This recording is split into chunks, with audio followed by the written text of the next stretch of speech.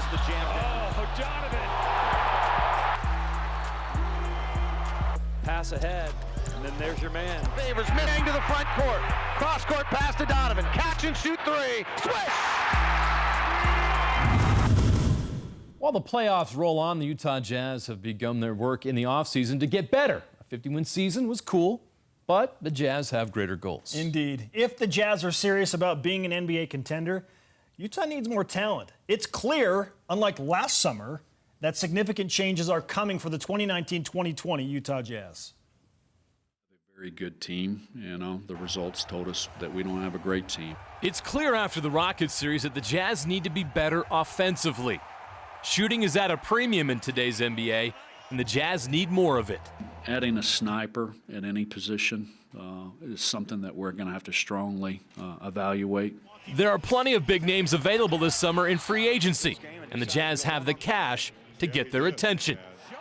There is urgency to surround Rudy and Donovan with more talent while they have the cap space to do so. I'm excited. We're excited about the challenge, and we're sitting with a good set of options, and that's the quarter that you want to be in, where we have a bunch of people that are interested in how we play and what we're doing, and the community as well that we're doing it in. They have some tough decisions to make with the current roster. If they renounce Derrick Favors, they can create $17 million in cap space.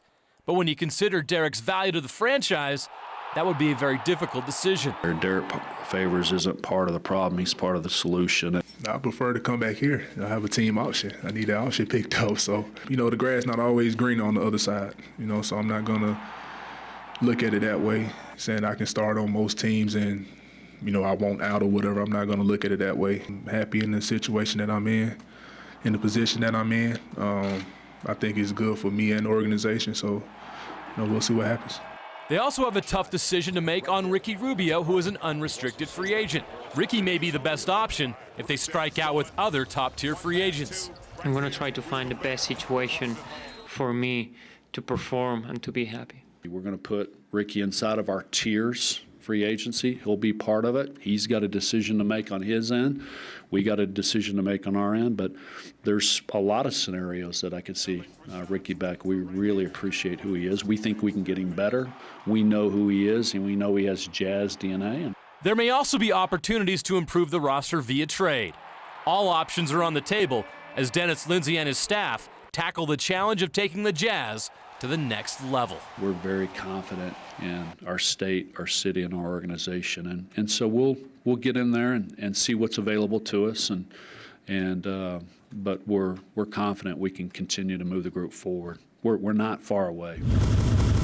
So Dennis says the Jazz are not far away. I agree with him. I think they just need to add one more big name. Doesn't have to be an all-star, but somebody that complements Rudy and Donovan. So who do you think that guy is in free agency? Dialing up Kemba Walker. Okay. So the Jazz front office would do themselves a great service if they could sign another legitimate scoring guard. Kemba fits that billing. We're talking about a guy that averaged a career best 25 points a game, 6 assists per game.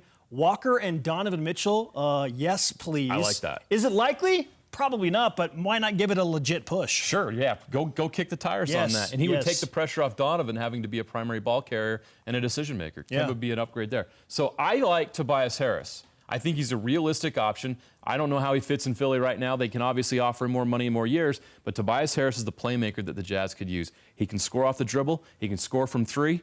He's kind of that stretch guy that they need. 6'9", he can do it all. Here's the other thing I like about Tobias Harris. He's 26 years old. He's still not fully developed. I think Quinn Snyder and that staff could bring out the best in Tobias Harris, and that could be the scorer and playmaker that the Jazz need to pair with Donovan and Rudy Gobert. Now, if Kemba and Tobias are both gone, that would be unfortunate, but at least the Jazz seem to have some guys they can fall back on with Ricky Rubio and Derrick Favors. Yes, certainly. And the unfortunate thing is if you're going to go after one of those guys, you probably have to let Derrick Favors go. So tough decisions this summer for Dennis Lindsey and the Utah Jazz. Cannot wait.